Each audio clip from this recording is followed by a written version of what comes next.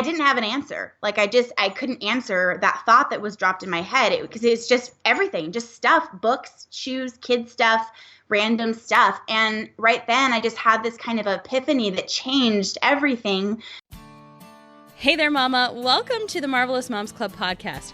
I'm Kirsten Tyrell, and I am the host of this awesome podcast where I get to sit down with moms from all over the world from various walks of life to share their stories of inspiration, knowledge, and all kinds of good stuff to remind you what a truly marvelous mom you are. So sit back and relax, or plug your headphones in and keep doing whatever you're doing, and enjoy today's episode of the Marvelous Moms Club. Hey Marvelous Moms, welcome to another episode of the podcast. Today is really fun and exciting and cool because this is a really funny story I'm going to tell you while you're listening to your introduction, Allie. I talked to my mom last night. She sends me like articles on Facebook all the time. And she sent me an article a couple weeks ago, or maybe longer. I don't remember when I first reached out to you. And I read your article. And so last night we were at a family Halloween party. I was like, guess who I'm talking to on the podcast tomorrow? Do you remember that girl you sent me the article about? Blah, blah, blah. And she was like, are you serious? She's like, you're so funny. Like, you see an article, you see an interesting story, and you just ask them. And I was like, I know, and it's so fun. Like, there's no barrier between me and the internet. It's just right there. Well, that's the great thing about the internet, honestly. Yeah. Like, you can get in touch with almost anybody. It's true. So I didn't really formally introduce you, but this is Allie Cassazza, and she wrote an article recently that kind of went viral. And just your life in general, kind of the way that you're doing things as a mom has kind of gone viral. So, and I was really intrigued and wanted to get your take on it and hear it from your mouth and share it with everybody else because I know this is something people struggle with. So without further introduction, why don't you tell everybody about you, how many kids you have, and kind of get into your story? Yeah, so I'm Allie. I'm married to Brian. He was my 7th grade algebra partner, and we've been friends since then and got married right after high school. And we have 4 kids. So my oldest is 7, my only daughter, Bella. Oh. And then I've got Leland, who is 5, Hudson is 4, and Emmett is actually going to be turning 2 probably by the time this airs. His birthday's Halloween. Oh, that's so exciting. Yeah. So cute. I love it. I'll interrupt the whole story, but before I even had kids, Bella was one of my favorite names, Isabella actually. And then Twilight came out, and I was like, I can't. Like, everybody's going to name their kids Bella. So you were probably one of those in that whole, like, yes, it came out, I think, like 2 months, either right when she was born or, like, right after. And, yeah, we actually named her for this little indie film called Bella. Oh, I've seen that. I don't know if you saw it. Yeah, we actually got her name from that. So kind of like the wrong movie. Yeah, yeah. That's so cool, though. But I love that you use that name. I still have, like, remorse that I, will probably never use that name, but I've loved it. I even had a plaque that I bought at TJ Maxx before I even was married, and it said Isabella on it, because I just have always loved that name. So I'm glad you're enjoying it and relishing in it. But I do have a cute daughter, and I do love her name, so it's all good. Good. So tell me about I don't know how you want to tell it. If you want to just tell it like it happened, or if you want to talk about, like, the blog and how it kind of went viral and what that's been like. Let's talk about both. So tell everybody about the content, kind of what happened in your mom life with your kids that has led this whole thing to go viral. Yeah, so basically, just to hit on the key points, at the time I only had 3 of my kids. I had actually just had my 3rd baby, and I was dealing with just a lot of overwhelm. Not like, I've had postpartum depression. It wasn't really that. It was just like, oh my gosh, I'm completely outnumbered. This is crazy.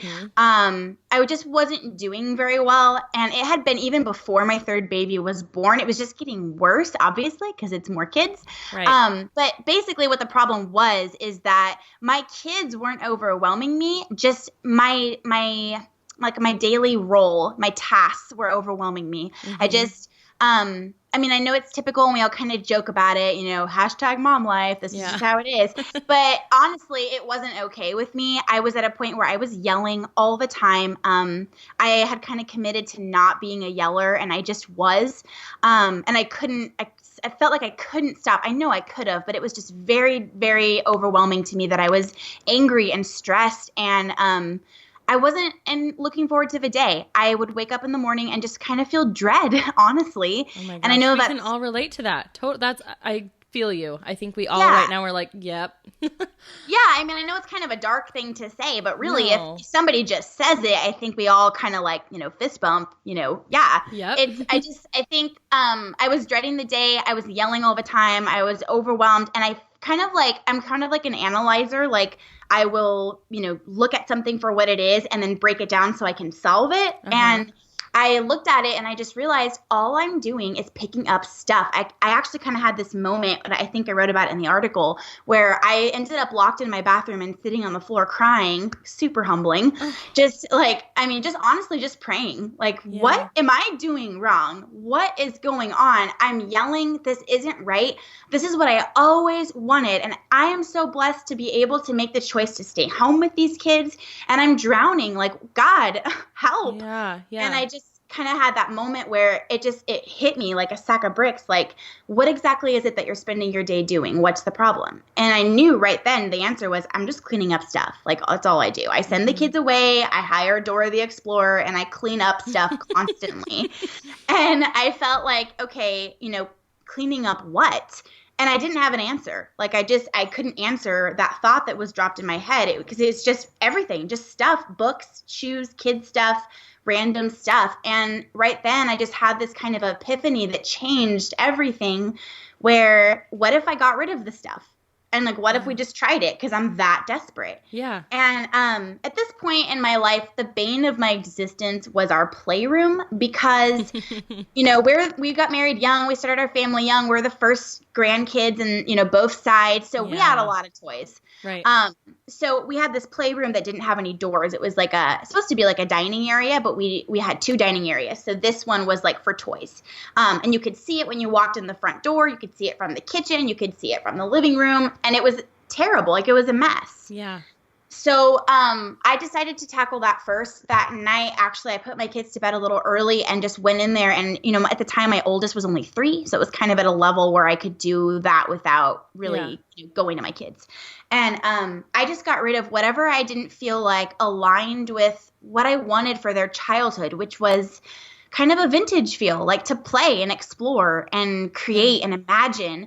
And these toys are like doing all the playing and imagining for my kids. They're loud, they're noisy, they're irritating. And I just got rid of almost everything. Wow. So that's sort of the basis of like that first day that started all this that I wrote about. Wow, that's so cool. I think we've all been in your shoes though. Like, and I'll admit, like, I've been in that moment so many times. And I was just there today where I was like, oh my gosh, it is never ending. And it's not even so much toys for us. It's like my kids like to change their clothes 3 times a day and there's just clothes and shoes everywhere. So that was kind of a discussion we had today. I was like, I'm so tired of like just picking up the piles and moving stuff around. And we used to be in a 2-bedroom apartment. So our toys, like, if we had any toys, it was everywhere. So we really like narrowed down to a very small amount of toys, but it was still a lot of toys. I feel like way more, like if there's more than they can even play with. I boxed some up and put them in a bin and put them in the garage for a year and nobody noticed that anything was missing. And I was like, okay, there's something here. I mean, we really don't need this many toys, but it's so hard because I'm kind of in the same boat. My kids are the first grandkids on one side of the family and they just, I mean, it's so fun to give them stuff, like it's still, it's fun to give them new things and it's exciting and we know how it feels when we get something new. But I tried to attack our playroom the other day and I really could only get rid of like one bag of stuff. So how do you like not, I feel like as a parent, you can become more emotionally attached because you're like, I gave that to them or grandma gave that to them for their 2nd birthday. Like, how did you, I mean, I know you said you made the distinction kind of like vintage play stuff that doesn't loud and flashy. So how many toys did you keep? I mean, I don't know how to measure that, but they still had stuff. Like they still had blocks or sensory play.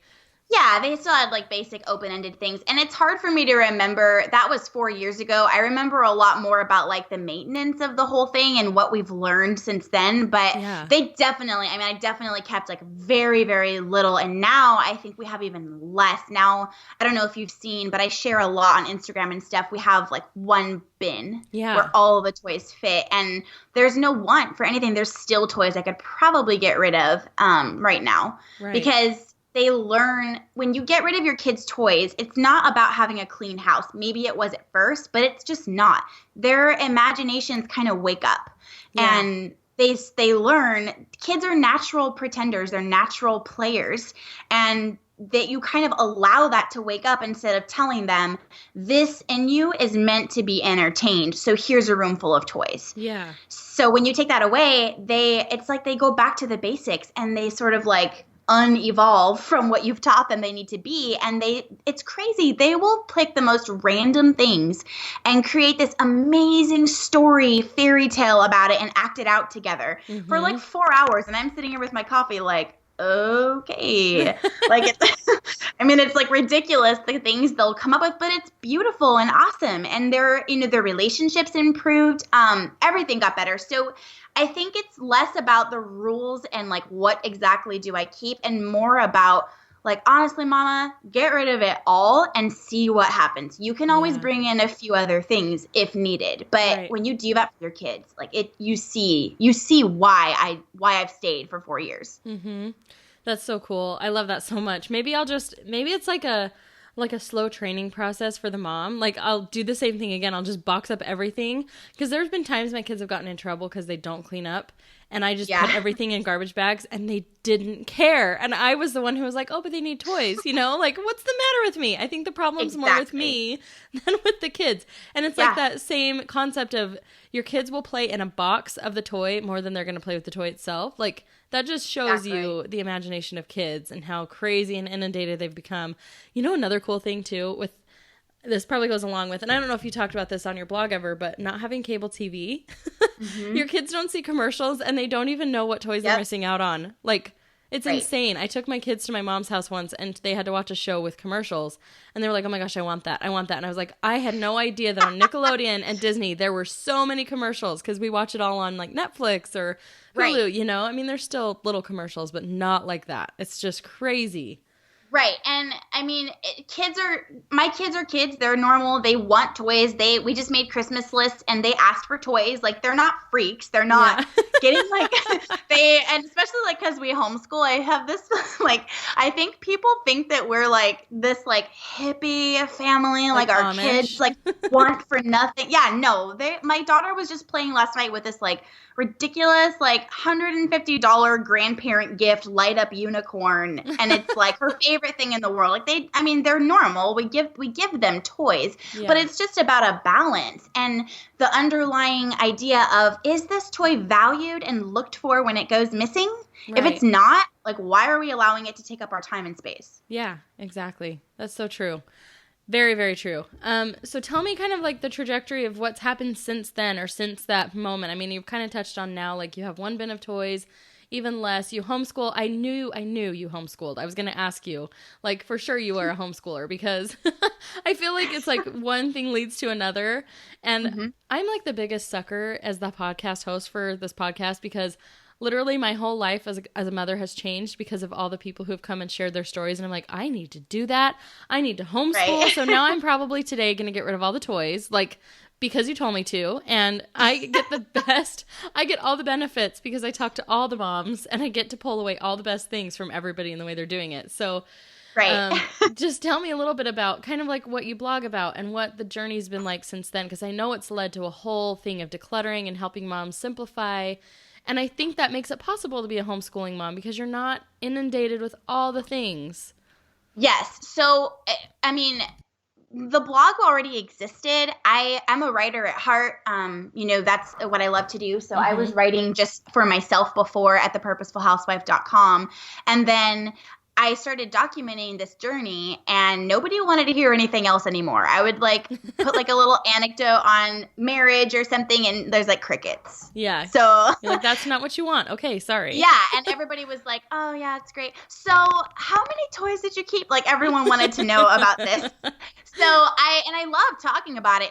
It's like, I feel like now it's awesome because I have this like majorly lit up torch in my hand and I get to like touch it to these moms' candles all over the world.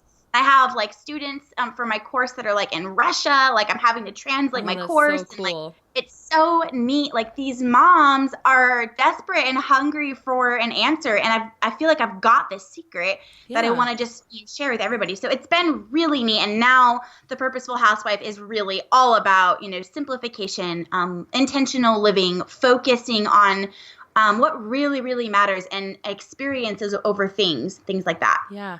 Do you know how good it feels to hear those words? Like, I'm sure to you, it feels so good to say those words. Like, do you realize what a cool life you're living right now? I mean, I'm sure you do, but really, like, you get to help other people. It's how I feel all the time in what I'm doing, like here on the podcast and in other things that we do in business. But like, there's literally like, and because I've had energy healing people on here, I'm like, there's vibrations to words. And I'm like, those words, like, they just feel so good to hear. And I'm looking at your landing page right now, and I'm like, oh, I feel so good right now. I just love everything you're saying. And it is so cool. I love the analogy of holding your candle to another mother's and lighting her candle, because it's truly like exactly what you're doing. And now we have this ability to reach worldwide. And it's mind-boggling how small it's made our planet, but it's so exciting and it's so wonderful. I have said this a million times, but I love every time I have a guest who's found a need and filled it for themselves and then goes above and beyond to help other people do that. And that's the beauty of like online courses, blogging. I mean, it's just so cool. So I'm excited. I'm so proud of you and so excited with where you've taken it. Thank you. Yeah, it's been really, really neat to hear the response. And the thing about this is that like I don't have to have any doubts like, oh, this will only work for you if you're this, or if this is happening, or you're really, really overwhelmed. I mean, if you're a person, especially a mom, this is like the answer to every bit of overwhelm and stress that you have experienced in your life. And so it's like, it's endless. I can't not affect anybody with this. And that's why I'm so excited about it. Yeah, exactly. It's true. Like, and I think the reason it makes me excited and happy too is it really hits a chord, because we all know the possibilities if we can like minimalize things and just, like, I don't know, I can picture it like we're all just under this load of garbage, and not even just stuff, but with like responsibilities and expectations. And I feel like this can just translate across the board to unclutter your brain too. I just wrote a post about that. Like, just it can transcend into everything. Your calendar, toxic relationships in your life, your eating. It's affected my exercise and eating routine, my mornings, like everything. Yeah. That's it's awesome. So cool. So tell me how the homeschooling journey goes. I mean, how do you feel like, because it's so simplified, that the homeschooling, I mean, what's your kind of style of homeschooling? Do you guys follow a curriculum? Are you more like the guided education, like unschooling? What's your method of madness? Yeah, I think I always describe it as sort of a blend between Charlotte Mason's style and unschooling. We've used like box education, curriculums before, and it's just, I've got a son who's different, and he struggles with focus and things like that. And I'm sure if we took him in or something, he'd probably get diagnosed with something that's just kind of a burden and a pointless diagnosis. So we're not going to do that. Yeah. But he, that doesn't work for us. It doesn't work for him. It doesn't work for me. It doesn't work for our family lifestyle. But basically, we started homeschooling because I had too much free time. I needed That's not something I've ever heard before. That is never something I've heard. So that's clearly, you guys, you just, that was like your testimonial of testimonials. I was too bored. I didn't have messes to clean up. It was like, well, I guess I'll just because they started to get school aged, and I was like, oh, you went to school and I am pointless. Yeah. So we pulled them back home, and that's basically what started it. And now my husband's been able to leave his job that he hated because of my business. And so we're all home together. And it's like, if the kids go to school, we're kind of still being forced into like the typical 9-to-5 lifestyle. Yes. So homeschooling, honestly, I think the real foundation of it, if I can be honest, is that it's just awesome and it totally works for our family. Yeah. But in terms of the actual schooling part, definitely like some Charlotte Mason, very literature-based. I believe so much in the power of knowledge and words. I'm all about reading everything to my kids, teaching them to read early, all of that kind of good stuff.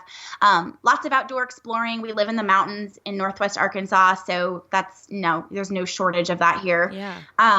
And, things like that. But definitely, like, we don't follow much. We pick the best of curriculums that we research, like history and science. Everything's different from different things. And then we try it. And if we like it, we stick with it. And we just we do like a 4-day school week, super mellow, just a couple hours each day. It's nothing intense. That's so cool. I love that. I don't understand how all of these people existed, and it's so cool that I get to meet people who are all doing the same thing. It almost starts to make me feel like we're the majority, and I say we because I haven't even said this on the podcast yet, but I've just barely started homeschooling, and I feel like an insane person and also really excited about it, but also really like scared of the reaction. And then I find people like you and I talk to you and I'm like, yes, like so happy to hear that everybody has, not everybody, other people have that same perspective. And it's not saying that school is wrong or that people who send their kids to school is, bad. It's just, it's crazy how it does work for us because my husband and I do work from home. Both of us, we're entrepreneurs. So it's exactly like you said, if I don't want him spending 8 hours at a day job and I see that as like so constricting, then why would I want my kids to go spend 6.5 hours in a school when I can teach them so much? And it opens up our opportunities. It opens up our ability to like travel and just have fun together as a family. I mean, I think for me, like it started to get to a point where why do I want to be away from my kids? I don't want to feel that way. I want us to want to be together all the time and not in like a weird kooky way, but I want to enjoy my kids as much as I can. And when my son went into first grade this year, he was just like, I just miss you guys. I miss my mom and dad. I wish I could be with you more often. And for me, it was like, oh, I hate that you're just there and I can't, I don't know. Like it was a nice break, but then anyway, I'm totally rambling. You know what I mean though? No, totally. And I think, we've done both public school and homeschooling just for my daughter because she's the only one who's been old enough to, go through those grades of testing that out. She's in second grade now. But, public school is awesome, especially where we live. They're awesome. Yeah. I mean, the teachers care. They're great. But, I found that they were telling me, your daughter is just very behind and it is not good. And I'm like, okay, she's 7 and she can't do algebra and that's behind apparently. Like literally I was blown away and it's not like a good way like, wow, the schools are way ahead. It was like, what a heavy load for these little kids who are supposed to be playing. Right. So that's another reason for us. Just to get into that, there's so many things like I just read an article about how family travels like up your kids' IQs by like an insane amount. Oh my gosh. Like there is research girl, because there are so many reasons that it is just awesome. I know. I'm so excited. I know the research is there. I think it's just so uncomfortable to pull away from. I texted my friend today who kind of pushed me over the edge with homeschooling. Not like she didn't try. She's the one I reached out to and I was like, okay, I think I'm ready. Hold my hand. Yeah. And she was like, like you're going to miss some of those traditional experiences. Like this week it's Halloween and my kids aren't going to have class Halloween parties. She's like, we have co-ops. Right. We have opportunities to still have those experiences.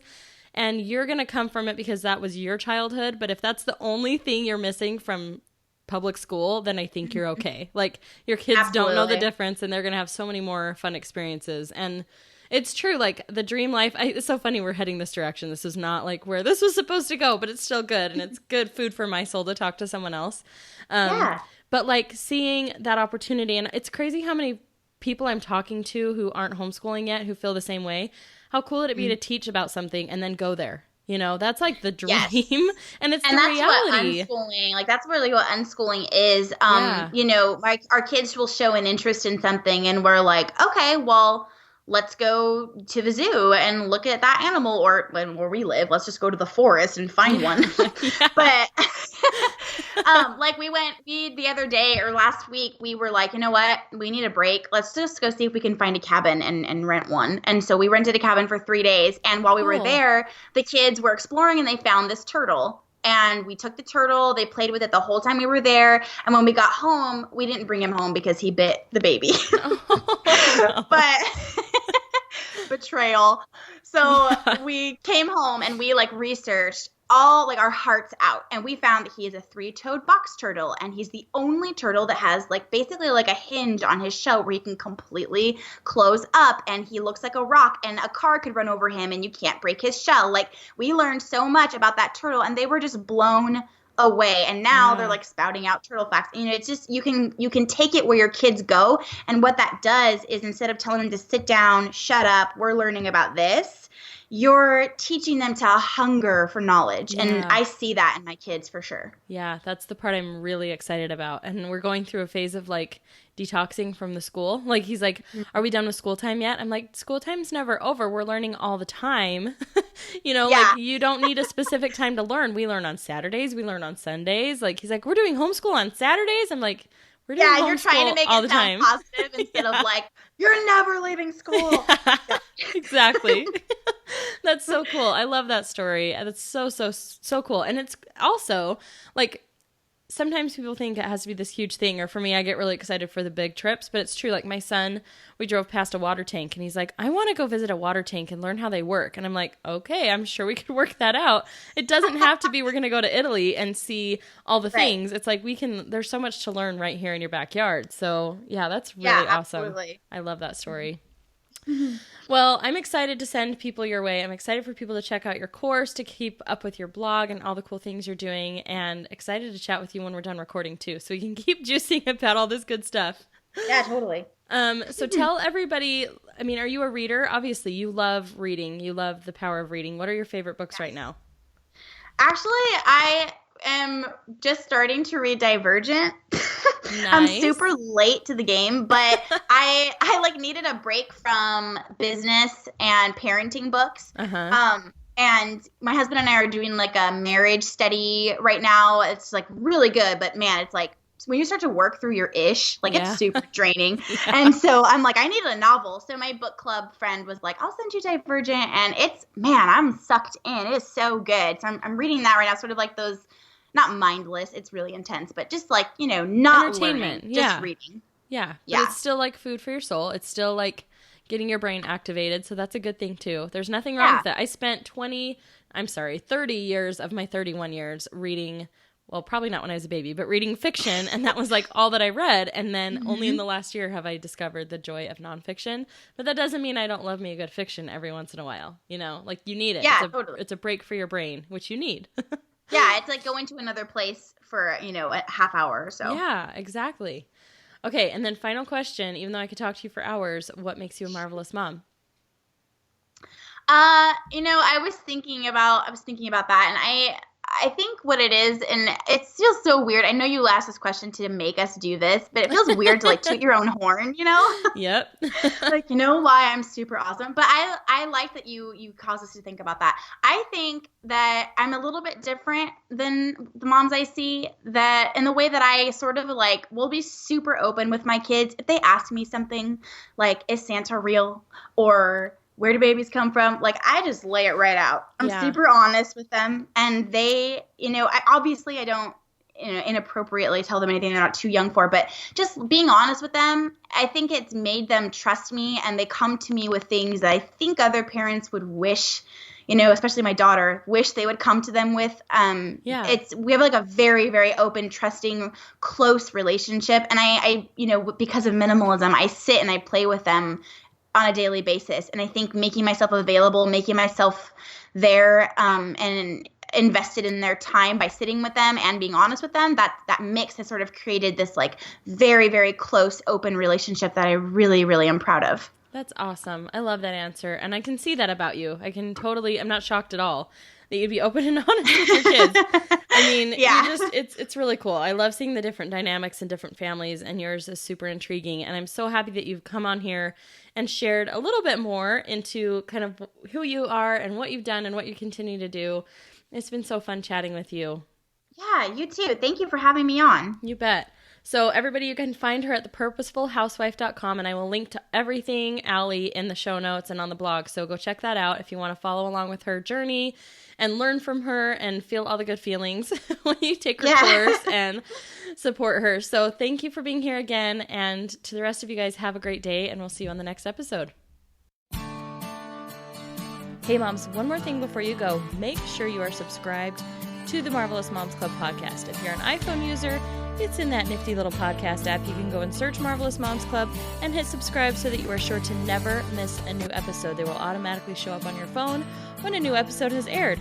Also, if you want to head over to marvelousmomsclub.com and make sure you join the club, you'll be the first to find out about all the exciting, wonderful new things happening at Marvelous Moms Club. Have a great one.